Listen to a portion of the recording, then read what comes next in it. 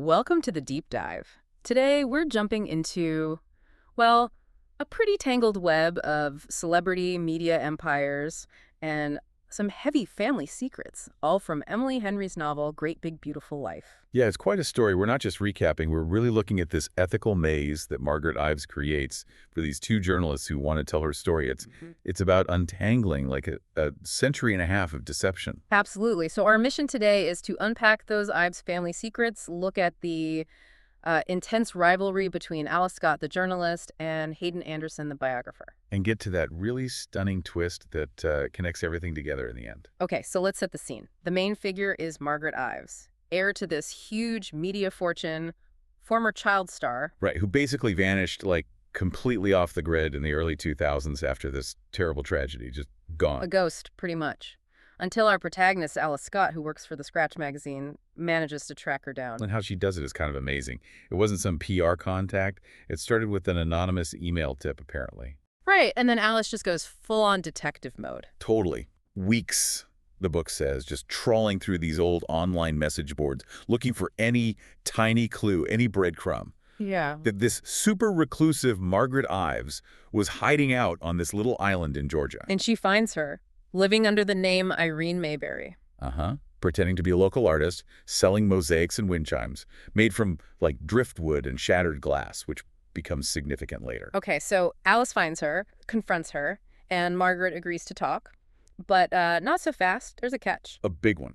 She sets up this competition. Alice has to basically audition for the story against Hayden Anderson. The Hayden Anderson, Pulitzer Prize winner, wrote Our Friend Len, that guy. That's the one. Super respected, serious biographer. So Margaret says, okay, 1 month, you both get paid, sign NDAs, do your research on my family, write up a pitch. And she'll pick one. Or maybe neither. That's the picker. She holds all the cards. Wow, so it's not just about who's the better writer, it feels like a character test. Exactly. And Alice and Hayden couldn't be more different, right? Alice is, all bright-eyed, enthusiastic, uses humor, maybe a bit awkward sometimes. Yeah, relatable. And Hayden is, well, he's described as surly. Very serious, very focused on just the facts, the objective truth. That first meeting at the fishbowl bar really sets the tone, doesn't it? Oh, yeah. Alice tries to be friendly, compliments his book, and he immediately jumps to thinking she's trying to, quote, professionally thwart him. Right. Zero warmth. Just immediate suspicion, competitive to the core. And Margaret kind of throws them together. They end up staying in rooms across the hall at this hotel, the Grande Lucia. Which leads to clashes, right, about how to even approach the story. He wants schedules, facts first. While Alice is more about following the emotional thread wherever it might lead. It's that classic conflict. Objective biography versus more subjective, maybe empathetic storytelling. But Margaret's role in all this is strange. It really is. Yeah. Because she apparently sought Hayden out herself, admired his previous work, the sensitivity he showed. But then she's really evasive with him. Totally evasive. She has her companion, Jody, handle all the arrangements, the contracts. And even though she recruited Hayden, she seems way more curious about Alice, asks Alice more personal questions, seems interested in her takes. It makes you wonder, was this competition even real, or was it just a setup, a test? Was she trying to see who had more integrity? Or maybe testing Hayden, seeing if he could handle a truth that wasn't just in the documents. That's a great question, and the book suggests maybe it's a bit of both. Hayden's need for control, we learn, comes from his childhood, his mom's health anxieties. Right, so he craves order, corner booths, salads, egg white omelets, very controlled. And Alice is just the opposite. She's messy, emotional. Maybe she represents the kind of perspective Margaret actually needs, even if she brought Hayden in for his reputation. Okay, so that leads us into the actual story Margaret starts to tell. And interestingly, she doesn't begin with herself. No, she goes way back, forces them to look at the foundation of the whole Ives empire, like 150 years ago, her great-grandfather, Lawrence Ives. She's setting up this contrast, right? Their version, the shiny public story, versus her version, which is much darker. And it starts with a massive betrayal. Lawrence Ives, the founder, he apparently made his first fortune in the gold rush. But how he did it. He double-crossed his partner, a guy named Thomas Doherty. The book talks about them finding this super rare silver ore in Nevada. And Lawrence basically kept it secret, stole the claim for himself, and used that money, that stolen money, to buy his first newspaper. So the entire Ives media dynasty, this empire built on supposedly informing people, Uh-huh. was founded on a lie, on screwing over his partner. Exactly. And that hypocrisy, it just trickles down through the generations. Margaret's grandfather, Gerald Ives, the big media magnate, his paper's motto was, "Where truth is king." Oh, come on. Right. And meanwhile, the family's locked in this bitter, decades-long rivalry with the Pulitzers. So yeah, preaching truth while their foundation is anything but. But Margaret sees this as a kind of curse, right? That the media power eventually consumes the family itself, which brings us to her own story. Yeah, the focus shifts to her personal tragedy, her relationship with her husband, the musician Cosmo Sinclair. She was apparently deeply in love with him, heard his music, that song Peggy, all the time, and just knew. It sounds like this epic romance, but being married to an Ives heiress put them directly in the crosshairs of the media. Constant scrutiny, constant hounding. And that pursuit, that relentless attention, leads directly to his death. It's horrific. A Yeah. car accident, yes, but caused because they were being chased by paparazzi. The Pap sped up to keep pace, causing a collision with a truck. Just awful. And the media reaction afterward was brutal. Unbelievably cruel. They didn't just report it, they sensationalized it.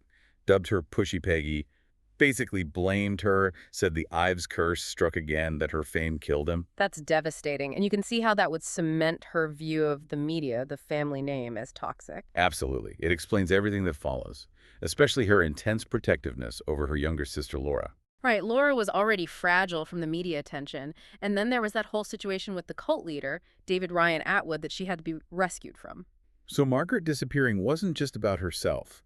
It was about shielding Laura, protecting anyone she loved from the poison of the Ives name and the media circus. It's all about protection through silence, keeping secrets to keep people safe.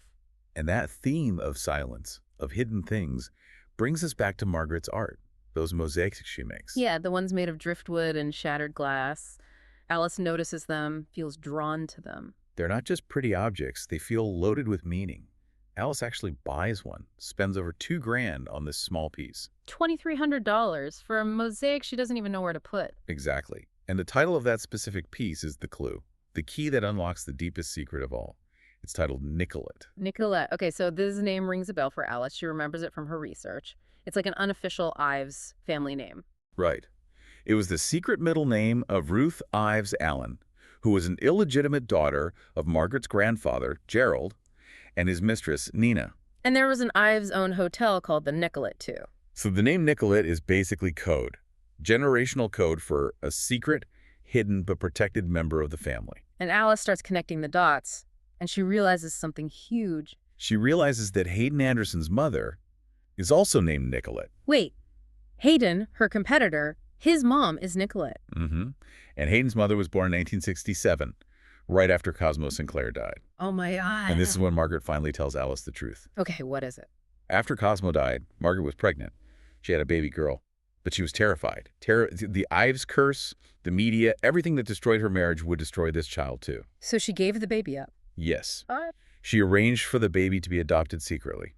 Her head of security, Cecil Wainwright, this gap-toothed man who appears earlier, helped her manage the whole thing to protect her daughter from the Ives name and the life that came with it. And that baby girl. That baby girl was named Nicollet Ives. She grew up, adopted, and eventually became Hayden Anderson's mother. So Margaret Ives is Hayden Anderson's biological grandmother. Bingo. That's the secret. Wow, just wow. That explains everything about the audition, doesn't it? Completely. Why she sought Hayden out specifically.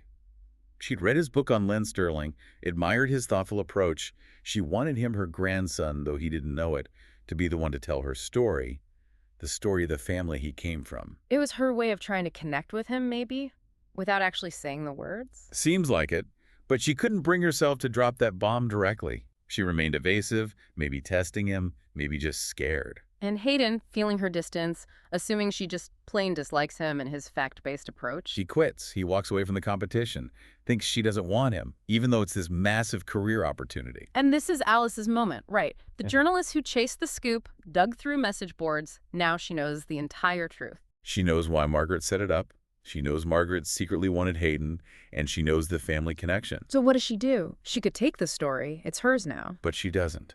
Alice rejects the job, this huge career-making biography. She turns it down. Why? because she refuses to be part of the lie anymore. She realizes the story isn't worth it if it means keeping this monumental secret from Hayden, hurting him, protecting a silence that's causing pain. She puts the human element, the emotional truth, above her own ambition. Exactly. She insists Hayden deserves to know who he is, where he comes from, and that act of sacrifice, it really cements the connection that's been building between her and Hayden. That tension, that attraction they've both been fighting throughout the whole competition. It allows them to finally move forward. So how does it all wrap up? Well, it ends on a really hopeful note, actually. Alice and Hayden start dating properly. They move down to Georgia together, partly so Alice can be near her Mom Scott. And the biography. They decide to write it together. From the far side of the world, it's called. A collaboration. Yes, but here's the key part. Even in the book, they make the choice to obscure the specifics about Nicollet, about the adoption, to protect her privacy still. So they learned Margaret's lesson about protection. But they chose truth and collaboration over silence and manipulation. They found a balance. That's really powerful. And what about them personally? 4 months after the book comes out, Alice and Hayden have a daughter. They name her Laura Grace Anderson Scott. Laura, after Margaret's sister. Right. It symbolizes this new beginning, this hope for the future, weaving together all these complicated family threads. It takes us all the way from that original Gold Rush betrayal To this new generation choosing connection, choosing ethics, choosing love, really, over ambition or secrecy. Margaret saw the Ives legacy as this inescapable curse, fueled by money and media. But Alice's journey, and theirs together, seems to show something else. Like the book says, maybe every bit of heartbreak in life can be rearranged and used for something beautiful. It's about reclaiming the narrative. Which leaves us, and you listening, with something to think about. Margaret gave up the truth of her own motherhood to shield her child from what she saw as an inevitable curse.